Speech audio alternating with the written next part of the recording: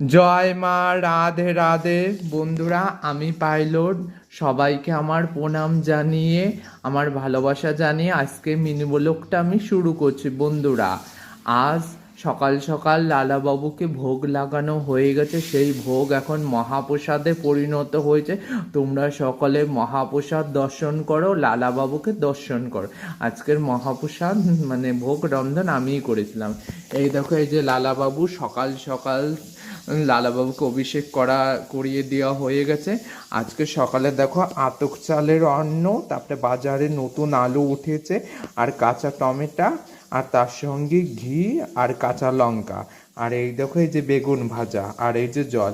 এই সামান্য আয়োজনে লালাবাবুকে সকালে ভোগ লাগানো হয়েছে। এই ভোগ লালাবাবু গ্রহণও করেছে। এই ভোগ এখন মহাপ্রসাদে পরিণত হয়েছে। আমাদের বাড়ির সকলে মিলে আমরা এখন মহাপ্রসাদ পাবো। তোমরা সকলে আরও একবার লালাবাবুকে দর্শন করো, মহাপ্রসাদ দর্শন করো। মহাপ্রসাদ দর্শনে দুর্ভোগ কাটে। সকলে সুস্থ থেকো, সকলে ভালো থেকো।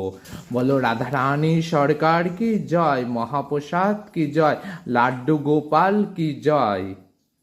এই দেখো, এই যে লালাবাবু, এই যে আতক চালের অন্ন, তার সঙ্গে নতুন আলু, কাঁচা টমেটো, লঙ্কা, ঘি, আর এইদিকে বেগুন ভাজা, আর এই যে জল। এই সামান্য আয়োজনে লালাবাবুকে সকালের মহাপ্রসাদ।